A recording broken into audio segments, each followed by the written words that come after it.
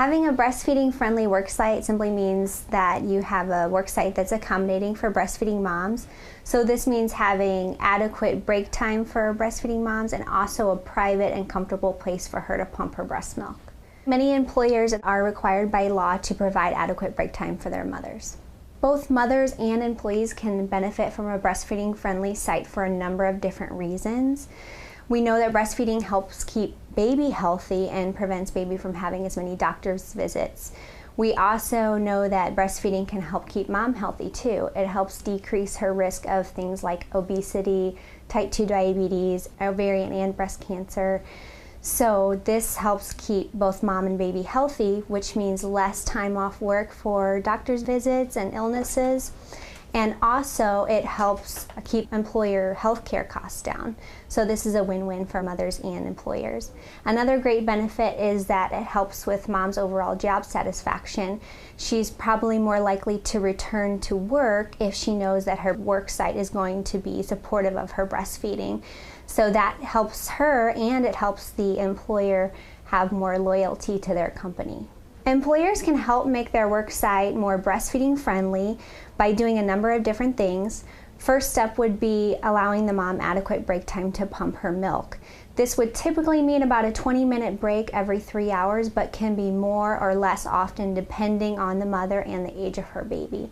Remember that if a mom is not given adequate break time, that can cause her to experience pain and can increase her risk of developing a breast infection as well. The second thing employers can do is give their moms a private break space that they can comfortably pump their breast milk. So this would be a private and clean space that would not be a restroom. Make sure this space also has an electrical outlet so that mom can plug in her breast pump. Some things that aren't necessary but would help make the room more comfortable are adding a recliner chair, a refrigerator so that mom can store her breast milk, or possibly a sink so that mom can wash her pump parts. The most important thing is that you find out that mother's particular needs and you try to accommodate her the best way possible.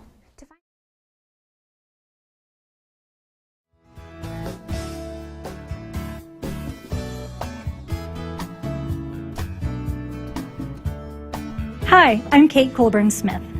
Employers have both a legal and a moral responsibility to support their employees who choose to continue breastfeeding after returning to the workplace. This support involves 3 simple things. Providing time for a woman to express her milk during the workday typically takes 15 to 20 minutes, and a woman would need to do this about 2 times during a normal workday.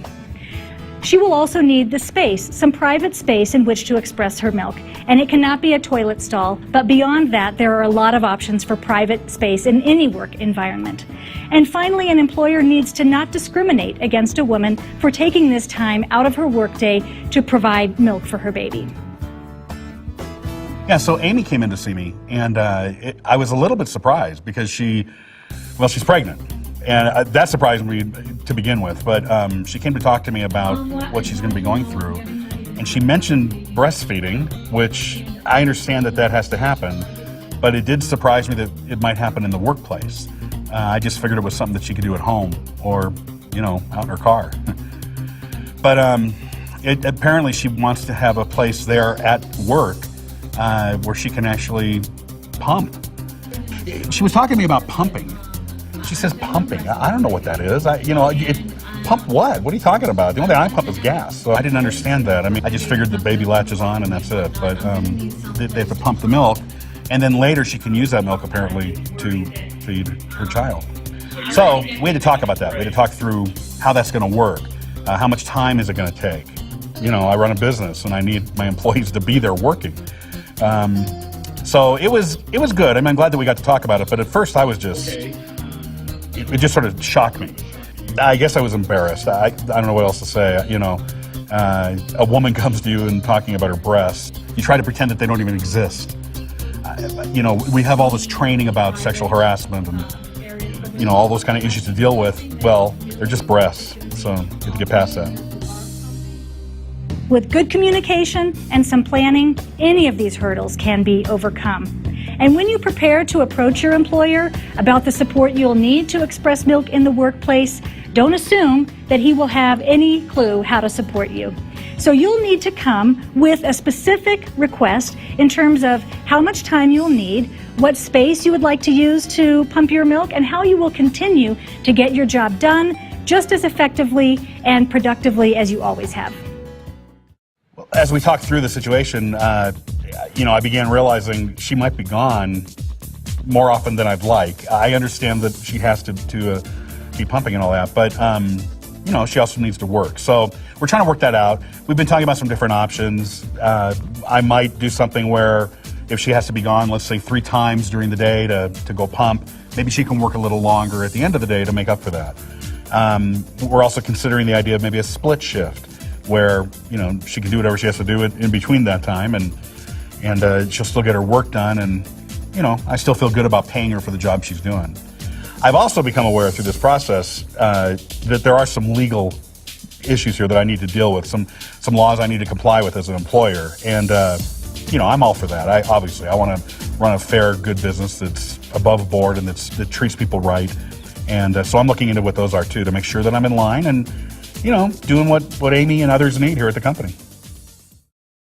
Ideally, the conversation between the employee and the employer will occur as a natural part of the conversation about the fact that the employee is expecting a baby and the fact that she'll need some time off of work and what kind of support she'll need when she returns to the workplace. So the best time to have the conversation is before you go on maternity leave. I guess I've also realized that it's not just me. My boss had to kind of be on board with this, and I don't know how far up the ladder it needs to go, but it has to be kind of a company-wide policy. Apparently other women in the company are dealing with this too. I began thinking maybe I should set aside a room. I don't know what that would be. We'll find a place. Just a place where they could be alone for a few minutes, do whatever they have to do, and, it wouldn't interrupt the workday that much. Now that it's behind us and we've talked this through and we have a plan in place, I actually think that I'm going to see even more loyalty out of her, At least that's my hope as an employer, that if I'm kind of giving for her, that she'll read that as an incentive to keep giving, as she always has been for the company. And it's just a little bump we'll get past and, we'll move on. I'm so happy that I met with my employer before I left for my maternity leave. It was really wonderful knowing that there was a supportive environment I was returning to that would help me maintain my pumping goals. I encourage you to set a goal for how long you'll continue breastfeeding after returning to work. Know that you can achieve that goal and even go beyond it, and that there are tons of resources to help you. On coloradobreastfeeding.org, there is great information and links. You can turn to your pediatrician, a lactation consultant, and most of all, to other working moms who have continued breastfeeding and gone through exactly the kinds of things you're experiencing.